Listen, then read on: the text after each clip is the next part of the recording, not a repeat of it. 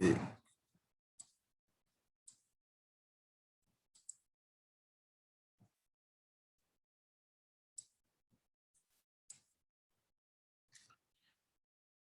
Consent. Free consent के हम 2 points को कवर कर चुके हैं, कोअर्सन और अनड्यू इन्फ्लुएंस। अभी हम जो बात करने जा रहे हैं, फ्रॉड के बारे में बात करने जा रहे हैं। फ्रॉड का अक्सर हम लोग इस शब्द से वाकिफ हैं। फ्रॉड क्या होता है उसको समझेंगे इंडियन कॉन्ट्रैक्ट एक्ट की भाषा में। मिस फ्रॉड इंक्लूड्स करता है, इंक्लूड्स मतलब शामिल करता है, any of the following acts. Acts मतलब कोई भी काम जो नीचे वर्णन किया गया है, committed by a party to the, जो कमिट किया जाता है party to the contract. Connivance कहने का मतलब समझते हैं? मिली भगत, इस शब्द को लिख लीजिए अपने कॉपी किताब पे। कनाइवेंस मिली भगत से। फ्रॉड हम लोग मिली भगत से ही करते हैं, किसी व्यक्ति को चीटिंग करते हैं। एक व्यक्ति या एक से अधिक व्यक्ति मिलके किसी को जब हम चीट करते हैं, with his connivance or by his agent with an intent to deceive। Deceive मतलब धोखा देना। तो यहां पे जो फ्रॉड किसको कर रहे हैं, अगर किसी के साथ हम मिलीभगत करके किसी या खुद किसी व्यक्ति को हम डिसीव करते हैं, धोखा देते हैं, और his agent to induce him to enter into a contract.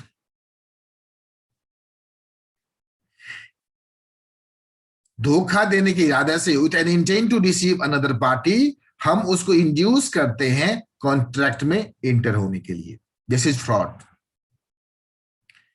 अब आगे बात कर रहा है जो किस तरह का एक्टिविटीज को हम फ्रॉड में रख सकते हैं। इतना तो बात समझ में आया, जो मिली भगत होना चाहिए, किसी को धोखा देने की बात होना चाहिए, और एंट्री इनटू कॉन्ट्रैक्ट होना चाहिए।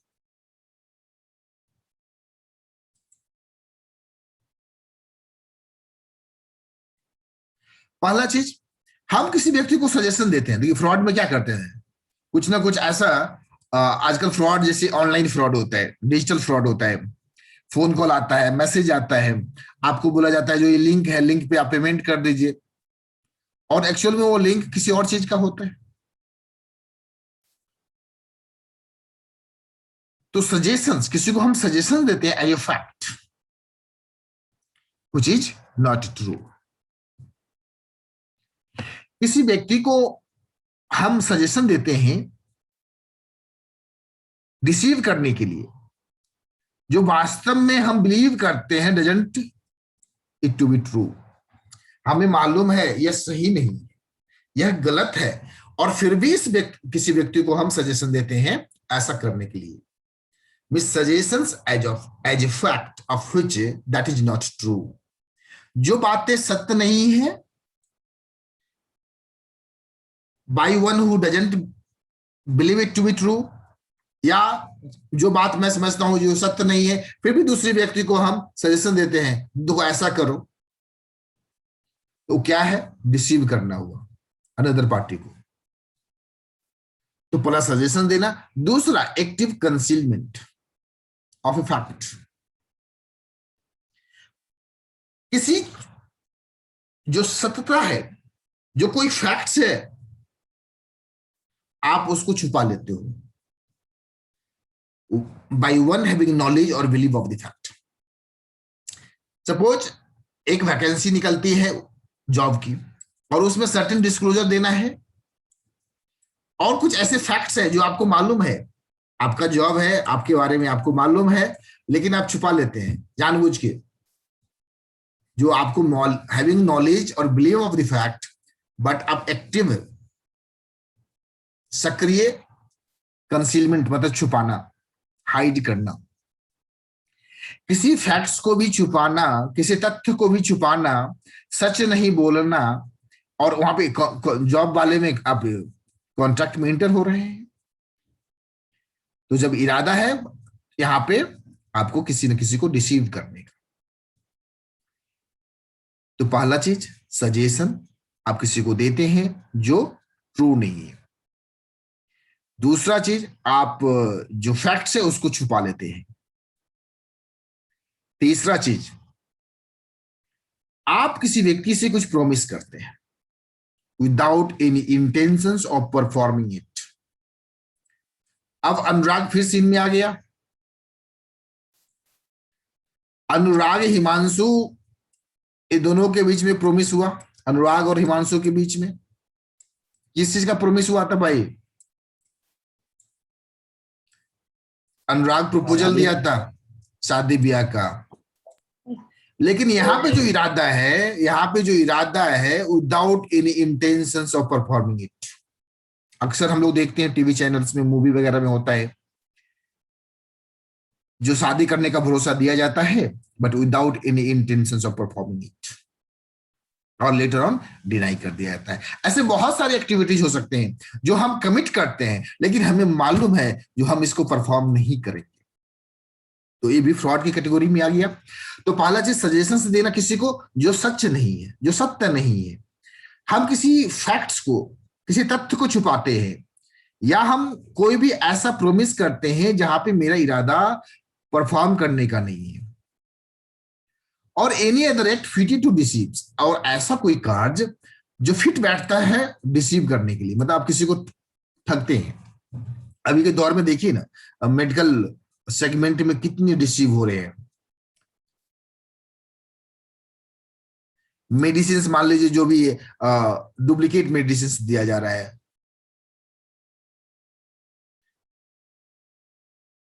Any such act or omissions as the law especially declares to be fraudulent।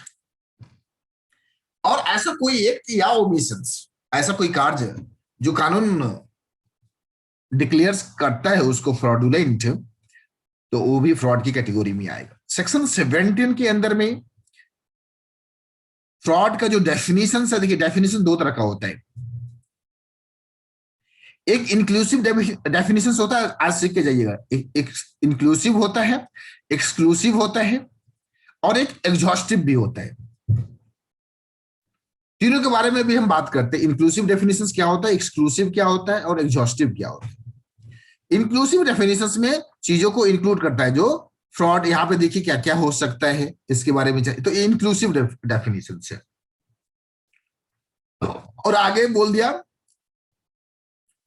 Any such act, जो लॉ जो है उसको डिक्लेयर्स करता है फ्रॉडुलेंट, तो सारे चीज भी, तो ये इंक्लूसिव है।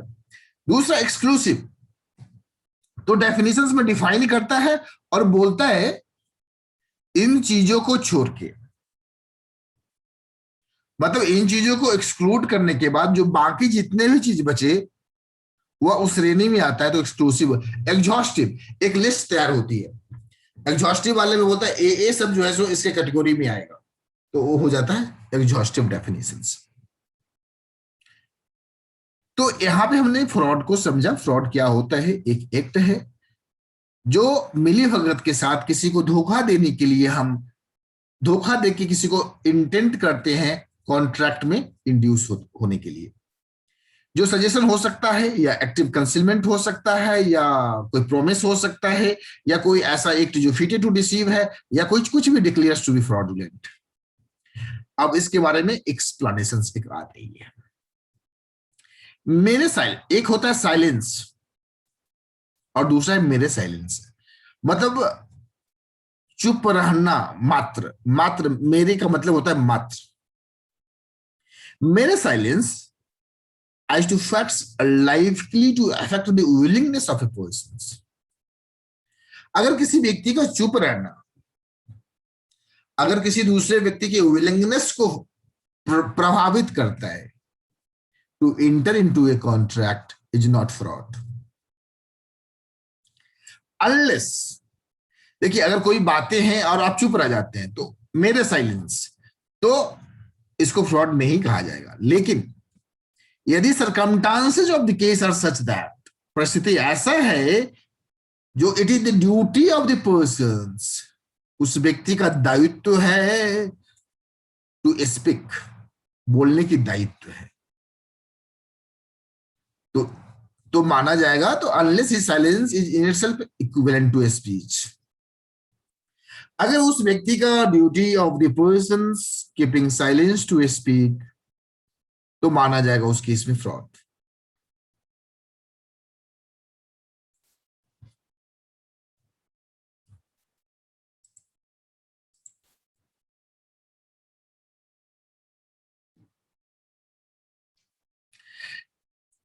एक्सप्लेनेशन 17 फ्रॉड का। 13 अनुराग सेल करता है by auctions to Himanshu a horse, घोड़ा बेचता है। Which Anurag knows to be unsound, Anurag जानता है यह घोड़ा उसका जो है सो साउंड माइंड का नहीं है, और ए कुछ भी नहीं कहता है हिमांशु को about the unsoundness of the horse, तो this is not fraud. Simple सी बात है, और साउंडनेस है तो it is the responsibility of the buyer to know whether the horse is sound or not. अब अगर यहीं पे इसी केस में अगर हिमांशु सवाल पूछता है जो क्या घोड़ा साउंड माइंड है, और अनुराग जवाब देता है यस या चुप रह जाता है, तो इस परिस्थिति में माना जाएगा फ्रॉड। दोनों परिस्थिति में माना जाएगा फ्रॉड, क्योंकि it is the duty of the person to speak, क्योंकि भैया you are the seller and you are under legal obligations to disclose the facts. अगर सामने वाला पूछ रहा है तो आपको बताना है, बट यहां पे उसने डिस्क्लोज नहीं। एक सिंपल केस में क्या है, अनुराग ने हिमांशु को घोड़ा बेचा जो अनसाउंड माइंड है, और अनुराग कुछ नहीं कहता है उसके बारे में, अनसाउंडनेस के बारे में, तो इसको फ्रॉड नहीं माना जाएगा। दूसरा एग्जाम्पल, ऋतिक सुप्रिया, सुप्रिया जो है सो एज का डॉटर है and has just come of age. Here the relations between the parties make it A's duty to tell B if the horse is unsound. यहां पे जो फैक्ट्स आया, relations between the parties would make it age duty to tell B if the horse is unsound.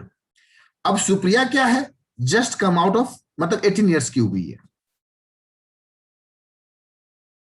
तो ऐसे परिस्थिति में disclose करना facts जरूरी। क्यों? क्योंकि सुप्रिया इस केस में जो 18 ईयर्स है, she is not in the position to evaluate और पहचान सके, समझ सके जो घोड़ा अनसाउंडनेस का नेचर, अनुभव नहीं है, और अनसाउंड है घोड़ा तो बहुत डेंजर हो सकता है पब्लिक के लिए और पर्सनली सुप्रिया के लिए भी, तो इस केस में डिस्क्लोज करना होगा। तीसरा, यहां पे हिमांशु कहता है ए को, if you do not deny it I will assume that horse is sound, और अनुराग यहां पे कुछ नहीं बोलते, तो यहां पे as silence is equivalent to speech.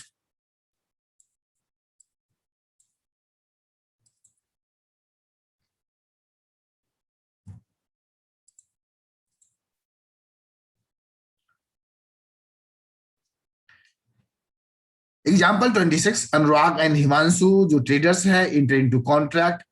ए के पास मीन्स अनुराग के पास कुछ प्राइवेट इंफॉर्मेशन सब change in price.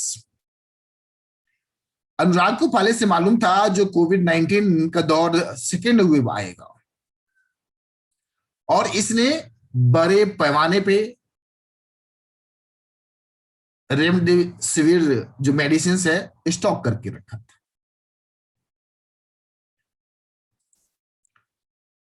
B willingness to proceed with the contract. अगर ए के पास, अनुराग के पास private information of change in price which would affect Himanshu willingness to proceed with the contract, तो A is not bound to inform B. Simple सी बात है, second wave आने वाला है, हम को पता है, हमारा अपना इंटेलिजेंस सेंस कर रहा है, तो यह चीज डिस्क्लोज करना हम जिसके साथ कॉन्ट्रैक्ट कर रहे हैं जरूरी नहीं है और इसको फ्रॉड नहीं माना जाए। तो इस तरह से हम लोगों ने कई केसेस को एनालाइज किया। अब सेक्शन 17 का एनालिसिस देखिए, तो यहां पे फ्रॉड कब होगा? रिप्रेजेंटेशन होना चाहिए, आप किसी चीज को रिप्रेजेंट कर रहे हैं जो फॉल्स है, और ये जो रिप्रेजेंटेशन होना चाहिए रिलेटेड टू फैक्ट, मतलब किसी तथ्य को लेकर रिप्रेजेंटेशन होना चाहिए। और ये जो रिप्रेजेंटेशन है किसी कॉन्ट्रैक्ट के कंक्लूजन, मतलब पूरा होने से पहले, आप कॉन्ट्रैक्ट एंट्री करने से पहले आपका रिप्रेजेंट होना चाहिए। अगर रिप्रेजेंटेशन बाद में होती है उस तरह की फैक्ट को लेके, तो आपने कॉन्ट्रैक्ट में एंट्री कर लिया है, तो उस फैक्ट को जो रिप्रेजेंटेशन हुआ है उसको हम लोग फ्रॉड में तब्दील नहीं कर सकते। तो representation should be made before the conclusion of the contract with the intention to induce the other party to act upon it. Simple सी बात है, फ्रॉड में कहा गया है जो बात है, intentions to induce the other party to enter into a contract, अगर जब तक वो नहीं है, अगर आप जो कॉन्ट्रैक्ट हो गया उसके बाद किसी चीज को रिप्रेजेंट कर रहे हैं तो वह फ्रॉड नहीं कहलाएगा। और ये जो रिप्रेजेंटेशन या स्टेटमेंट जो होना चाहिए विद नॉलेज ऑफ इट्स फैल्सिटी और without believe in its truth, आपको पता है जो ऐसा सच नहीं है फिर भी आप ऐसे चीज को रिप्रेजेंटेशन कर रहे हैं, और other party must have been induced, और ये जितनी भी चीजें हुई है उससे अदर पार्टी जिसके साथ आप कॉन्ट्रैक्ट कर रहे हैं induced to act upon the representations, और अदर पार्टी रिलाइड भी हुआ है, अदर पार्टी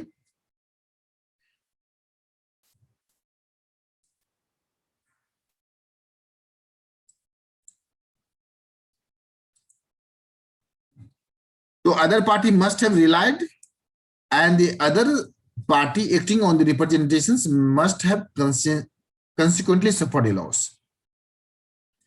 देखिए, अगर अदर पार्टी जिसके साथ फ्रॉड किया है अगर उसने सफर ही नहीं किया कोई लॉस को, मिस कॉन्ट्रैक्ट हुआ बट लॉस सफर नहीं किया, तो सिंपल सी बात है फ्रॉड नहीं कहलाएगा वो।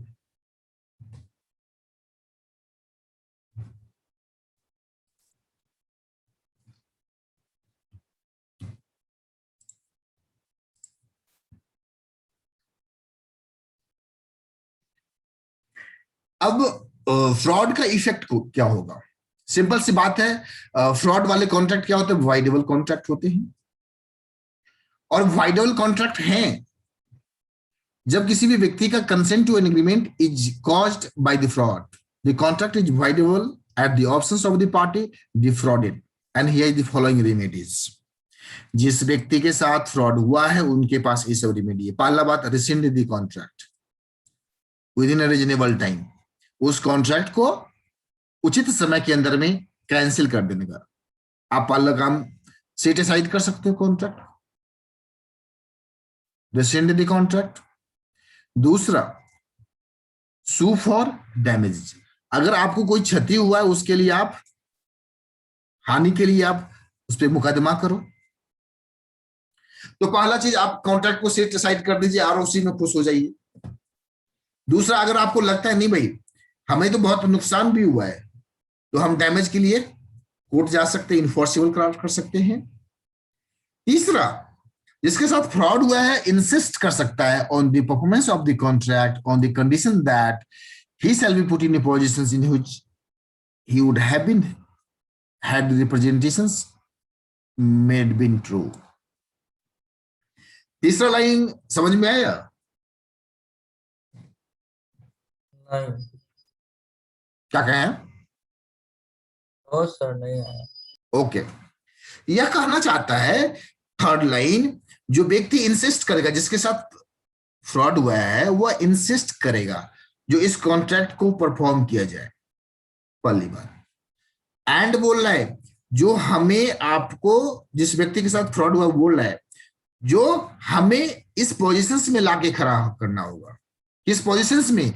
अगर आप मेरे को सच बोले होते तो हमें जिस परिस्थिति में मैं होता उस परिस्थिति में लाके खड़ा करना। समझिएगा, इसको एकदम सीधा लाइन में कहते हैं, जिस व्यक्ति के साथ फ्रॉड हुआ वो व्यक्ति कहता है, जो व्यक्ति ने फ्रॉड किया उसको। जो देखो, अगर तुम झूठ नहीं बोलते तब कॉन्ट्रैक्ट की जो पोजीशंस होती उस पोजीशंस में हमको लाके खड़ा कर दो, क्योंकि झूठ बोल के तुमने कॉन्ट्रैक्ट कराया है, और झूठ बोल के तुमने मेरे से, मान लीजिए कोई कॉन्ट्रैक्ट होना था जहां पे 5 लाख का वो डील होता, लेकिन सामने वाले ने इस तरह से बातों को प्रेजेंट करके फॉल्स रिप्रेजेंटेशन करके 7 लाख का कॉन्ट्रैक्ट करा लिया, 2 लाख एक्स्ट्रा है, तो अब बोलेगा भाई परफॉर्म करो तुम, और इसके बदले में हम ओनली 5 लाख पे करेंगे, बिकॉज आपने फॉल्स रिप्रेजेंटेशन किया है, और फॉल्स रिप्रेजेंटेशन के बेस पे आपने कॉन्ट्रैक्ट प्राइस 7 लाख फिक्स किया। अब तो समझ में आ गया होगा। थर्ड नंबर पॉइंट,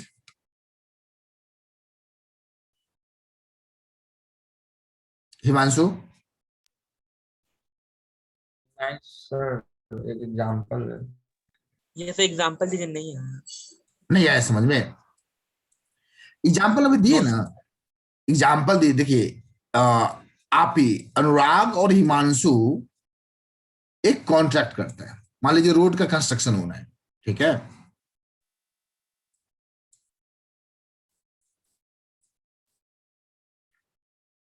अनुराग और हिमांशु एक कॉन्ट्रैक्ट में एंट्री होते हैं, और अनुराग जो है सो फैक्ट्स को फॉल्स रिप्रेजेंटेशन करता है किसी भी मैटर को लेके, और इसकी वजह से एक कॉन्ट्रैक्ट का जो वैल्यू है, जो एग्जीक्यूट होना है, जो हिमांशु को पे करना है 7 लाख, 7 लाख फॉल्स की वजह से। लेकिन अगर अनुराग फॉल्स रिप्रेजेंटेशन नहीं करता, तथ्य को सही सही रखता, तो यह कॉन्ट्रैक्ट का प्राइस 5 लाख होता। तो अब हिमांशु कहेगा भाई एक कॉन्ट्रैक्ट तुमको परफॉर्म करना है, और अगर तुम झूठ नहीं बोलते तो जो बात होती उस बात पे करना है, मतलब 5 लाख का ही पेमेंट होगा। अब क्लियर हो गया होगा? Yes yes okay. ये डर से बोल दिया सर? नहीं समझ में आया ना सही में कि डर से बोले हो? सही है। नो सर, अरे डेढ़ सर, सौ एक बोले। और क्वेश्चन पूछना है। अच्छा, क्वेश्चन बाद में, क्वेश्चन एक बार पढ़ाने दीजिए, क्वेश्चन आपको देंगे मौका हम। मेरे साइलेंस इज नॉट फ्रॉड, पहले भी देखे साइलेंस फ्रॉड होता है कि नहीं, तो चुप रहने मात्र से उसको फ्रॉड नहीं कहा जा सकता है। A party to the contract is under no obligations to disclose the whole truth to the other party. आप किसी दुकान पे जाते हैं और उस प्रोडक्ट के अंदर बहुत सारी खामियां हैं, तो क्या दुकानदार आपको सारी बात बताता है क्या? नहीं बेटा। और वो अंडर ऑब्लिगेशंस भी नहीं है जो सारी बातों को डिस्क्लोज करे। Yes sir. कॉन्ट्रैक्ट करने वक्त party is under no obligation to disclose the whole truth. इसको कहा जाता है कैविएट इम्पेटर, एक लैटिन वर्ड है। जब सेल ऑफ गुड्स एक्ट पढ़ेंगे तो लेट दी परचेजर बिवेयर कहता है, मतलब ग्राहक सावधान रहो।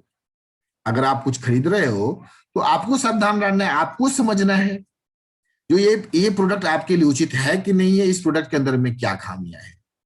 तो there is no duty to speak in such a cases and silence doesn't amount to fraud. अगर वो प्रोडक्ट मान लीजिए डिफेक्टिव है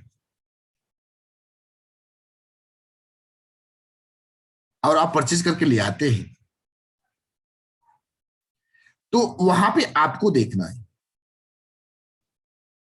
तो इस ग्राउंड पे आप, जो भाई आपने तो बताया नहीं, मान लीजिए सेकेंड सेल कभी कभी लगता है, फैक्ट्री का सेकेंड सेल लगता है, कम दाम में सामान बिक रही है और आप पूछते भी नहीं, दुकानदार बताता भी नहीं है, और सेल लगा हुआ है, तो सेल लगा हुआ है तो ऑब्वियस सी बात है जो प्रोडक्ट कहीं ना कहीं डिफेक्टिव है। तो इस केस में no duty to speak and silence doesn't amount to fraud, और no duty to disclose facts which are within the knowledge of both the parties. यहाँ पे ऋतिक जो है सो सोल्ड करता है गौतम को सम पिग्स, पिग्स समझते हैं? Yes, sir. Sugar. Sugar. Okay, Sugar. which were to his knowledge suffering from fever. Rahul Gautam जो है सो बेचारा पिग्स को पालन करता है, इसका व्यापार है उसके पास। तो राहुल सोल्ड करता है, सॉरी ऋतिक सोल्ड करता है, ऋतिक का ये धंधा है राहुल गौतम को, और ऋतिक जानता है जो उसका जो पिग्स है सफरिंग फ्रॉम फीवर है, तो क्या ऋतिक को बताना चाहिए जो भाई pigs suffering from fever? No, sir. नहीं sir. The pigs were sold with all faults and he जो है सो Hrithik didn't disclose the fact of the fever, तो इसको फ्रॉड नहीं माना जाएगा। अब यहाँ पे राहुल का काम है जो थर्मामीटर लगा के चेक करे, जो सही मायने उसको हेल्दी है कि नहीं है यह इंश्योर करना बायर का काम होता है। जब भी हम कोई सामान खरीदते हैं तो हमें देखना है जो हमारे लिए फिट है कि नहीं है, हेल्दी है कि नहीं है। तीसरा, यहां पे ऑक्शन सेल होता है, अनुराग सेल करता है by auction to Himanshu a horse which Anurag knows unsound, और अनुराग कुछ भी नहीं करता है, तो दिस इज नॉट फ्रॉड। यह केस पहले भी पढ़े। अब एक बात आती है साइलेंस टू फ्रॉड, मतलब साइलेंस रहना फ्रॉड माना जाएगा कब, इसको जरा ध्यान से समझिएगा। जब उस व्यक्ति का ड्यूटी है बोलने का, where the circumstances of the case are such that it is the duty of the person observing silence to speak। जब contract of utmost good faith होता है, मतलब जो भी कॉन्ट्रैक्ट होता है गुड फेथ का कॉन्ट्रैक्ट होता है।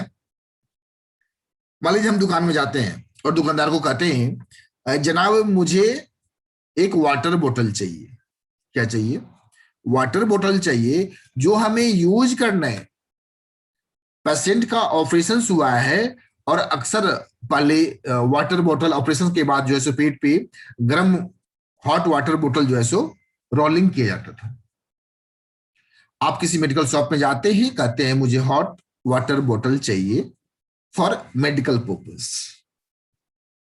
और वो दुकानदार आपको एक गिलास कांच की हॉट वाटर बोतल देता है, बट जब आप उसमें वाटर डालते हैं और पेशेंट पे रोल कर रहे थे तो बॉटल जो है सो ब्रेक कर जाता है। तो अब सवाल उठता है यहां पे उस पर्सन का स्पीक करने का ड्यूटी क्या था? तो एक कॉन्ट्रैक्ट ऑफ ऑटमोस्ट गुड फेथ, तो यहां पे फ्रॉड माना जाएगा, जो मैंने एग्जांपल लिया मेडिकल शॉप का।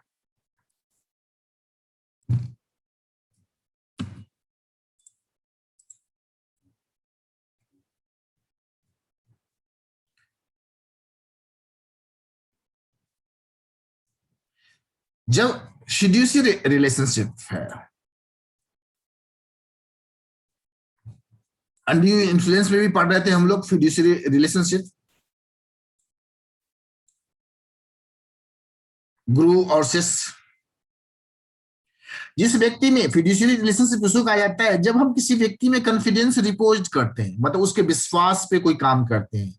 मिस एक टीचर जो भी कहता है या एक जो गुरु, धर्म गुरु जिसको बोलते हैं रिलीजियस गुरु, उसमें जो वक्त होता है उसका कॉन्फिडेंस रिपोज्ड होता है। ऐसे में उस गुरु का काम है, रिलीजियस गुरु का काम, under duty to act with utmost good faith and make full disclosure of all material facts concerning the agreement known to him। अब देखिए एक ब्रोकर है, was asked to buy shares for client,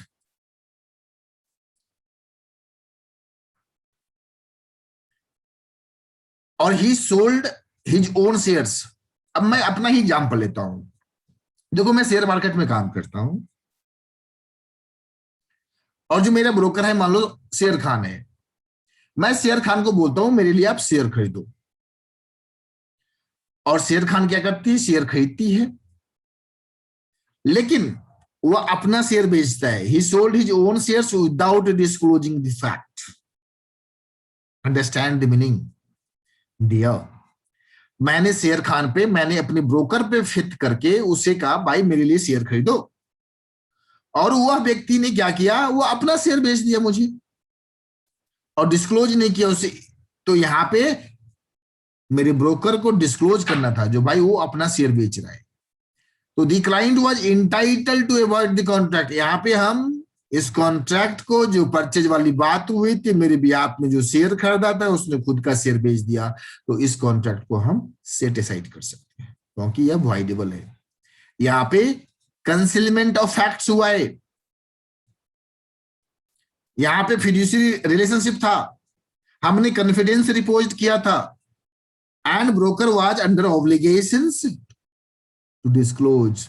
अगर broker ने मेरा कोई secret profit कमाया है तो वह प्रॉफिट भी मेरे को वापस दे भाई, क्योंकि यहां पे ब्रोकर एंड क्लाइंट के बीच में ऑटमोस्ट गुड फेथ का रिलेशनशिप होता है।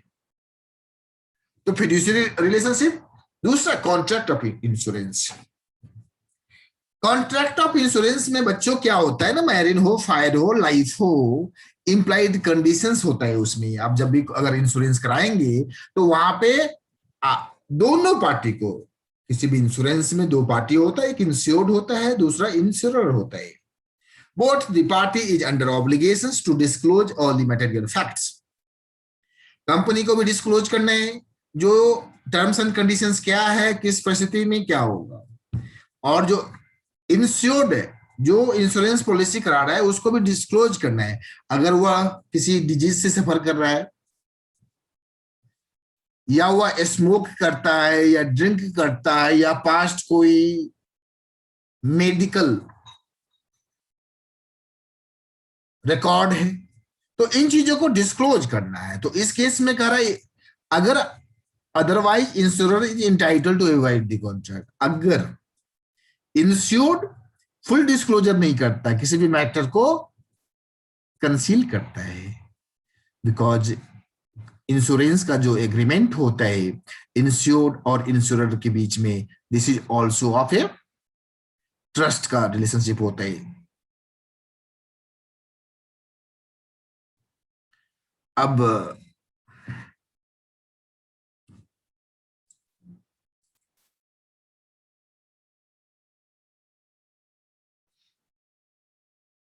तीसरा, मैरिज। और आप लोग तो बेहतर समझते हैं इस पे, क्योंकि आप लोग अब उसी एज के आसपास अपनी जीवन रेखा आप लोग का मंडरा रहा होगा। क्या ऐसा है ना?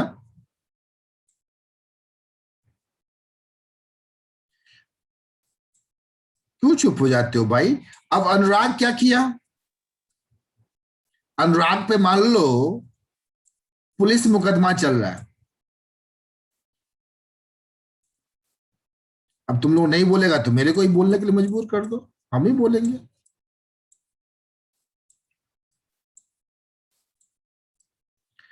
अनुराग पे एक रेप का मुकदमा चल रहा है जो ऋतिक के द्वारा किया गया है। किसके द्वारा? अनुराग ने, सॉरी, ऋतिक ने अनुराग पे एक रेप का मुकदमा दायर करके रखा है जो अभी कोर्ट में चल रहा है मैटर। और इन द मीन टाइम अनुराग हिमांशु को प्रपोजल देता है मैरिज का। दोनों कॉम्पिटेंट टू मैरिज है, उन लोगों का प्रॉपर एज है, और इस बात को डिस्क्लोज नहीं करता है। कौन डिस्क्लोज नहीं करते? अनुराग। किसको? हिमांशु को, जो उसके ऊपर इस तरह का मुकदमा चल रहा है। तो इस शादी का जो मैटर चलेगा ना, तो कॉन्ट्रैक्ट ऑफ मैरिज दोनों कर लेते हैं। यहाँ पे अनुराग की ड्यूटी थी इस चीज को डिस्क्लोज करने का, क्योंकि this is very serious matter, और इस पे हिमांशु का डिसीजंस डिपेंड करता है। तो कॉन्ट्रैक्ट ऑफ मैरिज में मटेरियल फैक्ट्स जो होना चाहिए, और दिस इज मटेरियल फैक्ट। अनुराग ये सही है ऋतिक का जो क्लेम है। Hello, No, sir. ऋतिक, आपने सूट नहीं फाइल किया है? ऐसा किया था सर, उसको बहुत नंबर आ गया था, हमको गुस्सा आ रहा था, उसको कर दिए। अच्छा, गुस्सा नंबर आ गया था इसलिए कर दिए। ओ गुड। तो कॉन्ट्रैक्ट ऑफ मैरिज तो यहाँ पे डिस्क्लोज करना था। तो हम लोगों ने देखा duty two of speak, duty of speak मतलब फ्रॉड कब हुआ कब नहीं हुआ। तो यहाँ पे contract of marriage, contract of insurance and fiduciary relationship, broker और क्लाइंट का रिलेशनशिप, ये यहाँ पर ड्यूटी ऑफ स्पीक है, बोलना पड़ेगा।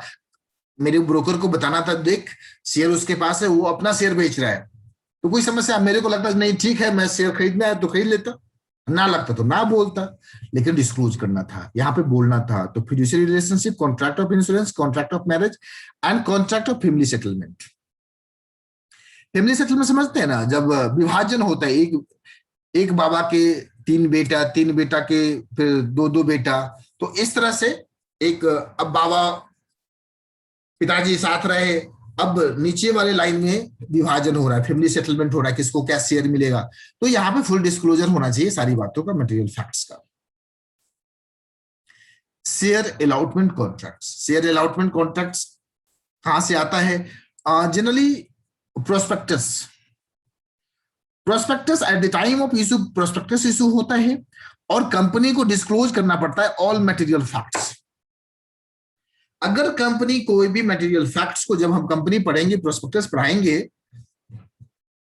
तो उसमें चर्चा करेंगे जो कंपनी की क्या क्या रिस्पॉन्सिबिलिटी होती है, और कंपनी कोई मटेरियल फैक्ट्स को अगर हाइड कर लेती है और आप शेयर अप्लाई करते हैं, तो उस केस में आपके पास ऑप्शंस है उस कॉन्ट्रैक्ट को सेट असाइड करने का।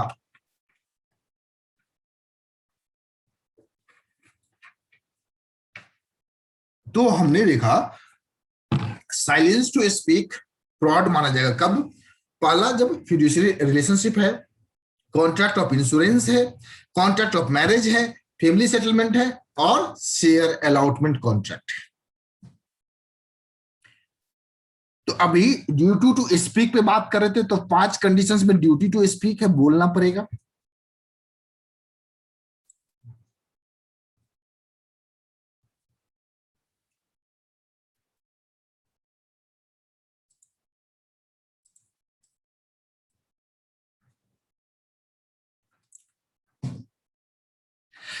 where the silence itself is equivalent to speech, जहां पे साइलेंस माना जाता है इक्विवेलेंट टू स्पीच, मतलब बोलने जैसा माना जाएगा। एक एग्जांपल लिया है, Anurag and Himanshu. Anurag says to Himanshu, if you do not deny it,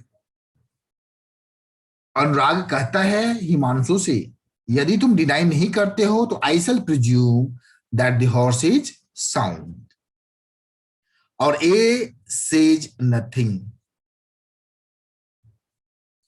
Anurag says to B, if you do not deny it, I shall presume that the horse is sound. Or A says nothing. So this will amount to a speech. In case of fraudulent silence, contracts are not voidable. If the party whose consent was so obtained had the means of discovering the truth with ordinary diligence. देखिए यहां पे कह रहा है, अगर silence itself is equivalent to speech और his silence amounts to speech, अगर वो कुछ नहीं बोला तो बात माना जा रहा है। If you do not deny it तो I shall presume that horse is sound, तो बंदा डिनाई नहीं कर रहा है, मतलब चुप रह रहे, तो साउंड मान लेंगे। और इस केस में कॉन्ट्रैक्ट जो है माना जाएगा फ्रॉड। लेकिन आगे भी बोलता है, अगर साइलेंस है, फ्रॉडुलेंट साइलेंस है, लेकिन जो सेकेंड पार्टी है अगर वह ट्रूथ को डिस्कवर कर सकता है विथ ऑर्डिनरी इंटेलिजेंस, और हॉर्स साउंड है कि नहीं है, यह बड़ी आसानी से जो हॉर्स का व्यापार करता है वह इस चीज को बड़ी इजीली डिस्कवर कर सकता है। अगर व्यक्ति डिस्कवर कर सकता है तो इस कंडीशंस में साइलेंस को फ्रॉड नहीं माना जाएगा।